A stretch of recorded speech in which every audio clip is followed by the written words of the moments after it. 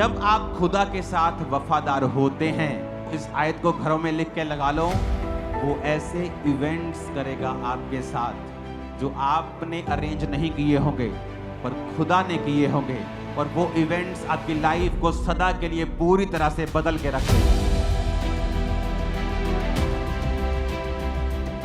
परमेश्वर आपकी राख जैसी जिंदगी में से भी एक खूबसूरत जिंदगी पैदा कर सकता है जो आपकी सोच समझ से परे हो।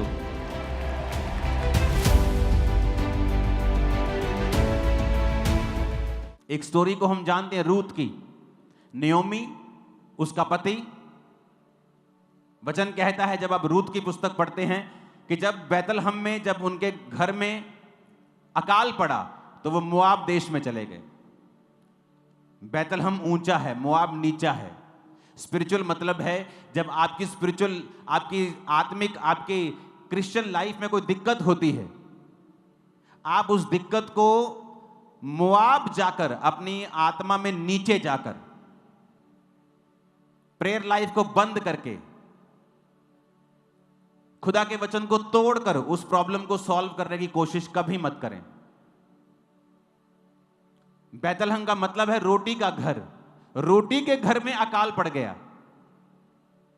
कई बार आपकी क्रिश्चियन लाइफ में उल्टा हो जाता है। आप हीलिंग का प्रचार करते करते खुद बीमार हो जाते हैं। इसका मतलब यह नहीं है कि परमेश्वर का वचन खत्म हो गया या उसका असर खत्म हो गया या वो नाकाम हो गया। इसका मतलब यह है कि परमेश्वर आपको कुछ सिखाना चाहता है। अब जब वो मोआब देश में चले गए, उसका पति मर गया। उनको अकल आनी चाहिए थी कि जिस मौत के डर के मारे हमने अपना देश छोड़ा, यहोवा की आराधना करना छोड़ के उस देश में आ गए जिससे परमेश्वर नफरत करता है, वो मोआबी जाति में आ गए जो बाप और बेटी से पैदा हुई थी, जिससे परमेश्वर नफरत करता है। उस जाति में हम आ गए, अपनी आत्मिक जिंदगी को छोड़ दिया।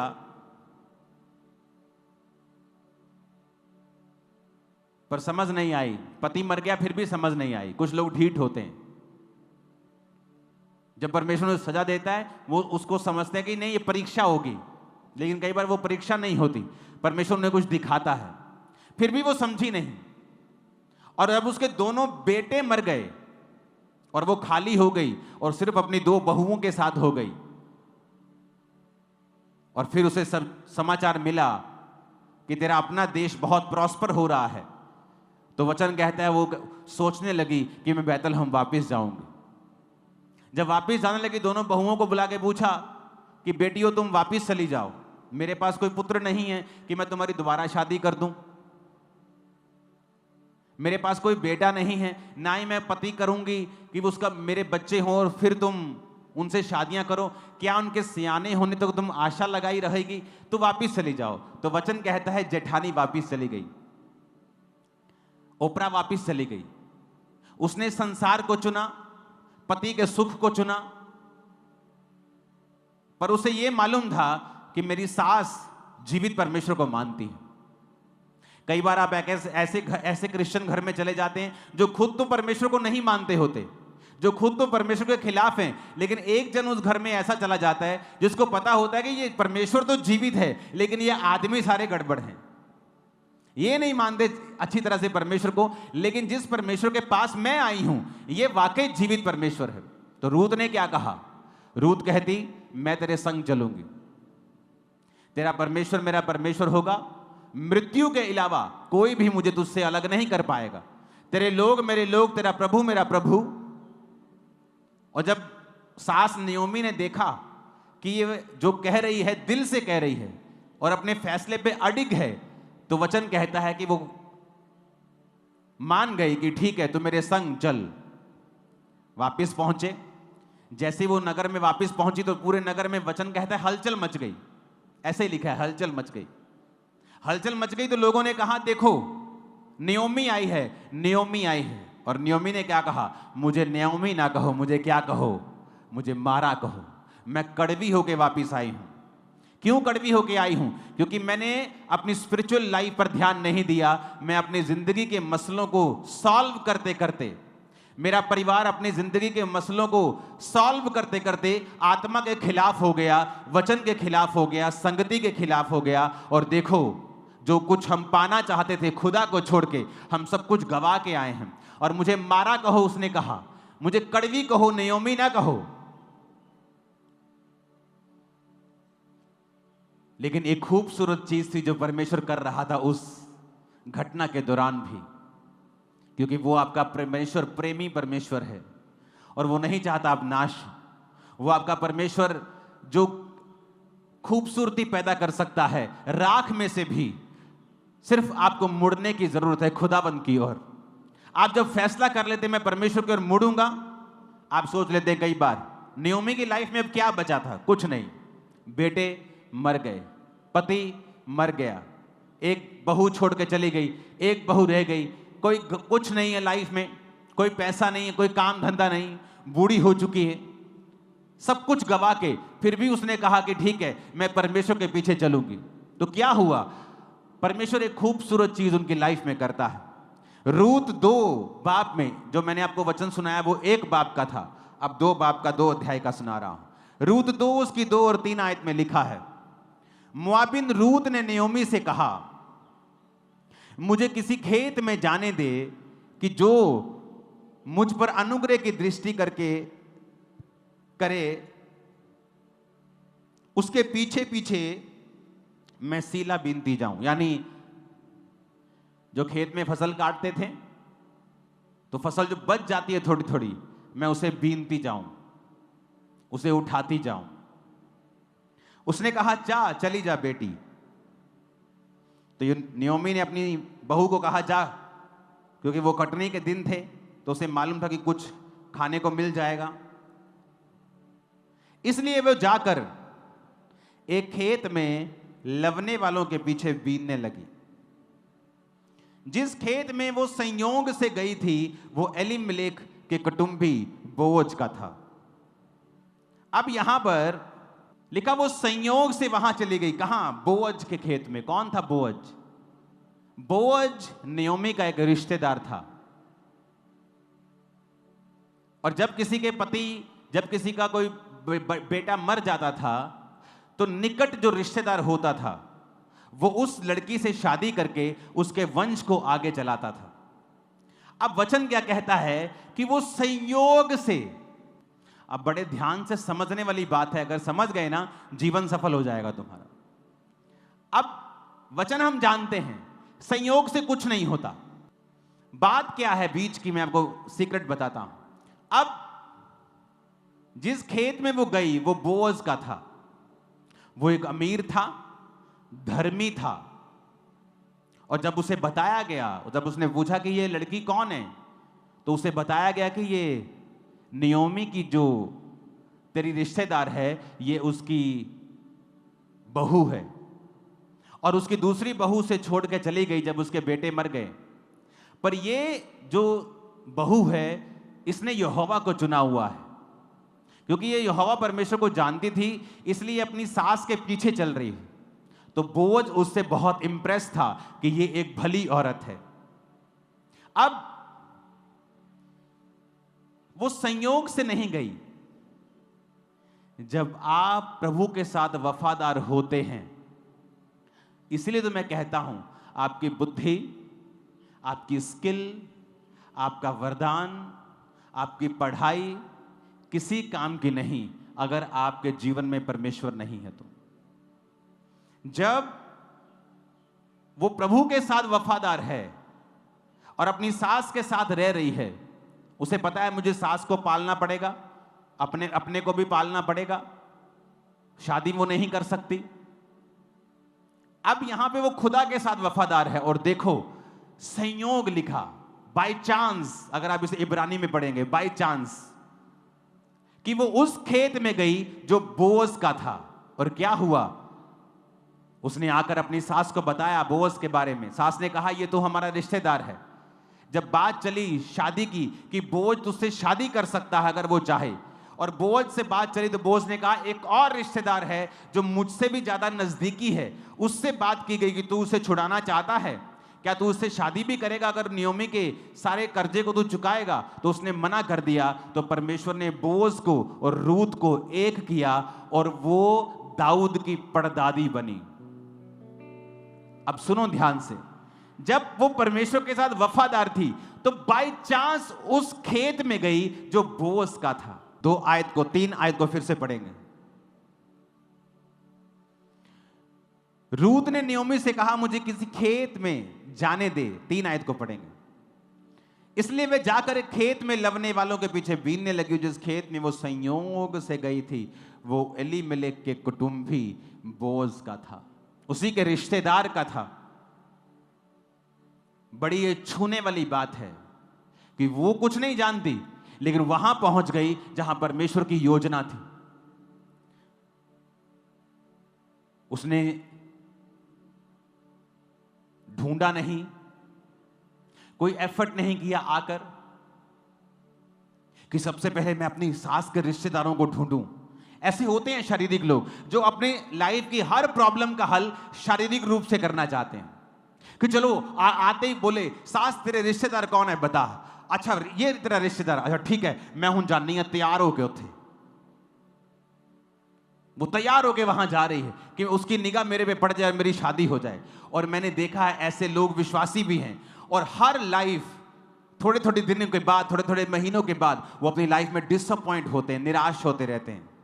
ओ अभी भी मेरी बात नहीं बनी, ओ अभी भी मेरे जीवन में यह काम नहीं हुआ। क्योंकि आप जो कुछ भी कर रहे हैं उसके पीछे शरीर का एफर्ट है, आत्मा का एफर्ट नहीं है।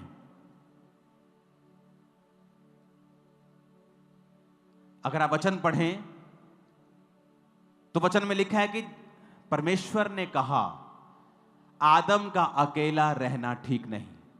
आदम ने नहीं कहा हाय हाय मैं कल्ला हूं, बचाओ मैनू प्रभु जी, ओ प्रभु जी कुछ करो, कुछ कर दे क्यों नहीं पे कुछ। उसने कुछ नहीं कहा, वो अपने काम में बिजी है। खुदा ने जो काम दिया बिजी है। शाम को परमेश्वर आ रहा है, उसके साथ बात कर रहा है। सुबह वो अपनी अदन के बाग में बिजी है। प्रभु देख रहे हैं यार इसका कोई संगी चाहिए। आदम ने कुछ नहीं कहा, खुदा ने कहा।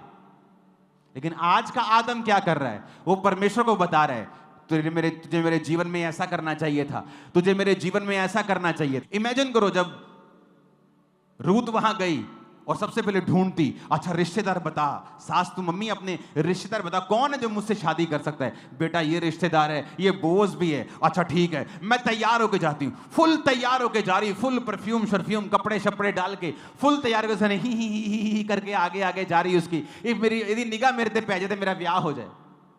कभी भी बोझ की शादी उससे नहीं होती। अगर आप शरीर में उत्साहित हैं, ओ मेरी शादी, ओ मैंने देखे ऐसे लोग मसीह जीवन में क्रिश्चियन होते हुए भी उनको इतना ज्यादा है हाय हाय मेरा ब्याह, हाय मेरा वीजा। और जितना वो हाय हाय करते हैं उतना वो लेट होता है, और अगर हो जाए उतना ही अनफ्रूटफुल होता है। कितने मेरी बात को समझ रहे हैं? वहां पे जो पोजीशन देखो, पोजीशन समझनी बहुत जरूरी है। यहां स्पिरिचुअल पोजीशन, स्पिरिचुअल मैं कहां खड़ा हूंगा और मुझे कहां खड़े रहना है। ये सड़क पे से परमेश्वर जा रहे हैं और उस 12 साल की लहू बहने वाली औरत को चंगियाई चाहिए, तो वो यहां खड़ी होगी कि वो पिछली सड़क में खड़ी होगी? बोलो, यहीं खड़ी होगी कि नहीं? आत्मा में भी पोजीशंस हैं, आत्मा में भी लोकेशन है कि किस लोकेशन पे आप रहेंगे तो वहां पे ही आपकी हीलिंग होगी, वहीं पे बरकत आएगी, वहीं पे आशीष आएगी। अब रूत का ध्यान नहीं है शादी करने में, उसका ध्यान यह है कि जो कुछ हो गया ठीक है, मैं प्रार्थना करूंगी, सास के साथ रहूंगी, काम करूंगी, बस परमेश्वर मुझे मिल गया काफी है। यह उसकी लाइफ का मुद्दा बन चुका है। अगर नहीं होता तो आप जानते हैं जिस दिन वो सीला बीनने के लिए यानी फसल बीनने के लिए वहां पे गई, वो एक आम लेबरर थी, आम मजदूरों की तरह वहां पे गई थी। क्यों? क्योंकि जब उसने आकर बताया कि बोअज ने मुझसे बात की है, कि जब बोअज को उसके बारे में बताया गया तो बोअज ने उसकी प्रशंसा की कि तेरे बारे में मुझे सब बताया गया है कि तू अपने सास और खुदा के साथ तू वफादार रही है। अब ऐसा कर, तू जहां दिल करता है वहां तू बीन और जा और अपने लिए और अपनी सास के लिए इकट्ठा कर। अपने नौकरों को बता दिया, इसको रोकना मत, इसको तंग मत करना। उसने कहा जहां से ये लोग पानी पीते हैं तू भी वहीं से पानी पीना, और जब ये लोग खाना खाते तुम वही खाना। उसको फेवर दिया उसने, बोअज ने, जब उसको मालूम हुआ कि ये वफादार है। और उसने घर आके बताया कि मैं 22 लीटर आज अनाज लेके आई हूं। 22 लीटर अनाज उसको मिला एक दिन में।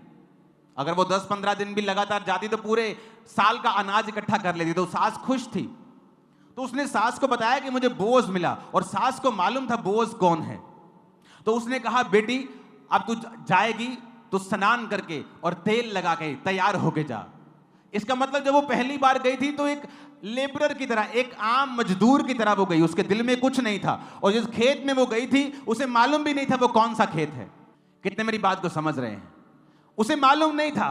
लेकिन जब आप खुदा के साथ वफादार होते हैं, इस आयत को घरों में लिख के लगा लो, वो ऐसे इवेंट्स करेगा आपके साथ जो आपने अरेंज नहीं किए होंगे पर खुदा ने किए होंगे, और वो इवेंट्स आपकी लाइफ को सदा के लिए पूरी तरह से बदल के रख देंगे।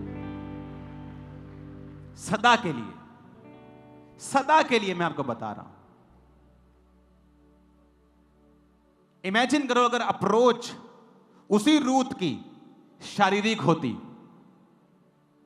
पहले वो पूछती फिरती, अच्छा बोअज का खेत कौन सा है? ओ परे है बोअज। अब मैं तैयार होके जानी, तैयार होके परफ्यूम शर्फ्यूम लगा के अच्छी तरह से जाती, बात करती, ही हु करके उसको इंप्रेस करने की कोशिश करती। वो कभी इंप्रेस ना होता, क्योंकि उसके दिल में ये यहोवा ने डाला था कि वो उसके साथ अब शादी करे, क्योंकि उसको वो औरत भली जान पड़ी, गुड कैरेक्टर की जान पड़ी थी। आप शरीरों से मसले हल करने की कोशिश करते हैं, आप डिसअपॉइंटमेंट्स के साथ डिसअपॉइंटमेंट आप लेते हैं। हालेलुया। एक चीज मैं आपको पढ़ाना चाहता हूं, यह भी बड़ी जबरदस्त है। यह आपकी लाइफ में एक आस को पैदा करेगा। रूत 3 उसकी 13 में लिखा है, बोअज ने रूत से विवाह कर लिया और वह उसकी पत्नी हो गई, और वह उसके पास गया और यहोवा की दया से उसको गर्भ रहा और उसके एक बेटा उत्पन्न हुआ। स्त्रियों ने नयोमी से कहा, यहोवा धन्य है जिसने तुझे आज छुड़ाने वाले रिश्तेदार के बिना नहीं छोड़ा। इज़राइल में इसका बड़ा नाम हो। यह तेरे जी में जी लेने आने वाला, तेरे बुढ़ापे में पालने वाला हो, क्योंकि तेरी बहू जो तुझसे प्रेम रखती और 7 बेटों से भी तेरे लिए श्रेष्ठ है, उसी का यह बेटा है। नयोमी उस बच्चे को गोद में उठाकर उसकी धाय का काम करने लगी। उसकी पड़ोसिनों ने यह कहकर नयोमी के एक बेटा उत्पन्न हुआ है, लड़के का नाम ओबेद रखा। यिशै का पिता और दाऊद का दादा वही हुआ। 17 को पढ़ेंगे फिर से, 17 से पहले 13 को पढ़ेंगे ऊंची आवाज में। 1 2 3 बोलूंगा, ऊंची पढ़ना, ओके? 13 को पढ़ेंगे, 1 2 3। तब बोअज ने रूत से विवाह कर लिया। 1 मिनट, दूल्हा कौन भाई? बोलो ऊंची आवाज, बोअज। दुल्हन कौन है? रूत। दूल्हा कौन? मैं छड़ना नहीं, तो टीचर है मैं तो आज, जब तक तुम ऊंची आवाज नहीं बोल। दूल्हा कौन? दुल्हन कौन? रूत। 17 लिखा, वो पढ़ांगे। और उसकी पड़ोसिनों ने यह कहकर नायोमी का एक बेटा उत्पन्न हुआ है। पुत्र किदे होया? बेटा किसका? किसको बोल रहा है? बेटा किसके हुआ? पर बेटा किसके हुआ था? रूत के। 13 आयत को फिर से पढ़ेंगे। बोअज ने रूत से विवाह कर लिया और उसकी पत्नी वो हो गई। यहोवा की दया से उसको गर्भ रहा और उसके बेटा उत्पन्न हुआ। पर वो बेटा कहलाया किसका? नयोमी का। क्यों? क्योंकि परमेश्वर ने जो नयोमी से छीन लिया था उसको वापस कर दिया।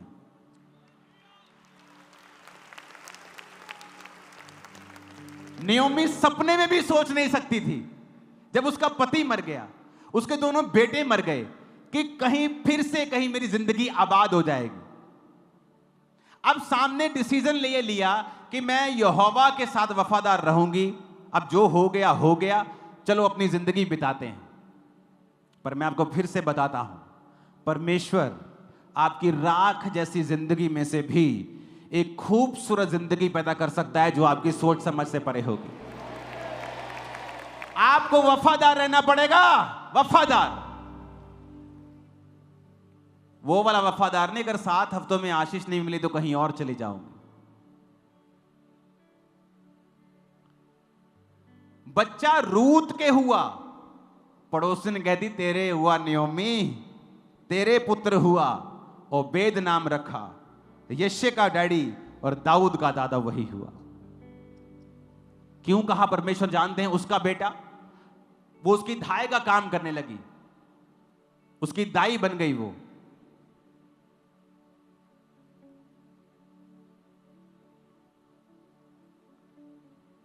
सब, वो उसी को पालने लगी, उसी को दूध पिलाने लगी, उसी को पालने लगी, उसी को वो खिलाने लगी, उसी को पिलाने लगी, सब कुछ वो करने लगी उस बच्चे का। पैदा वो रूत से हुआ, कहलाया नयोमी का, क्योंकि परमेश्वर ने उसको गिफ्ट दिया कि तू मेरी स्पिरिचुअल लाइफ में मेरे साथ तू वापिस आई है नयोमी, ये ले, मेरी ओर से तुझे एक गिफ्ट देता हूं जो तुझे कोई नहीं दे सकता था।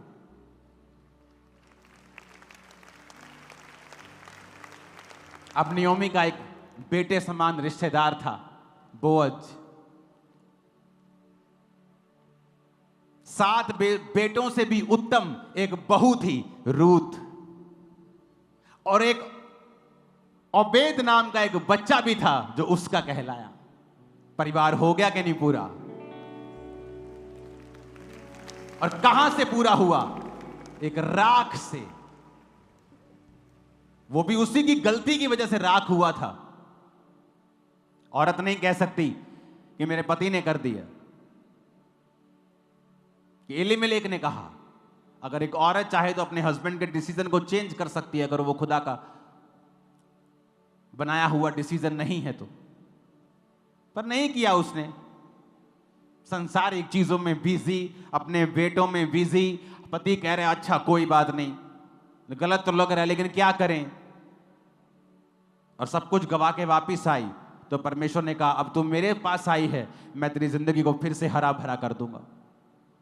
अब वो जहां गई, जिस खेत में, वो बोअज का निकला। और यहोवा दूसरी तरफ कहता है, इजरायली जब मुझसे फिर कर और परमेश्वर को मानने लगे, तो लिखा यहोवा का हाथ जहां कहीं वहां जाते, जहां कहीं, जिथे किते, जहां कहीं वो जाते थे उनकी बुराई करने में लगा रहता था। तो क्या मैटर करता है? मैटर यह करता है कि मेरी लाइफ में मैं प्रभु के साथ वफादार हूं कि नहीं हूं।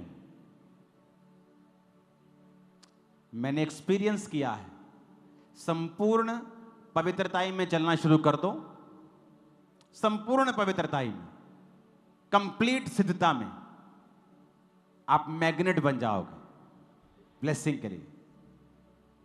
आप देखना क्या होता है, आप देखना क्या होता है।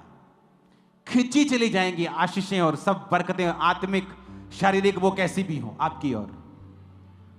देखना क्या होता है। सडनली कुछ ऐसा होगा जो आपने डिजाइन नहीं किया होगा, सोचा नहीं होगा।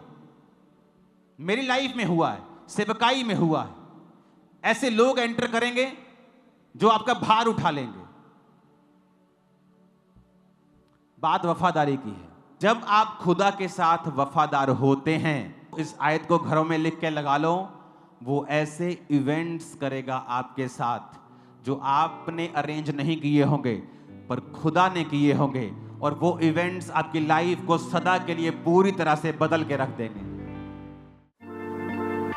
परमेश्वर के गहरे वेदों को परमेश्वर के दास के द्वारा जानने के लिए और ऐसी और नई वीडियोस को देखने के लिए हमारे YouTube चैनल को सब्सक्राइब करें और साथ में बेल आइकन को प्रेस करें ताकि ऐसी और नई वीडियोस की नोटिफिकेशन सबसे पहले आप तक पहुंच सके। जुड़े रहें परमेश्वर की हजूरी के साथ। God bless.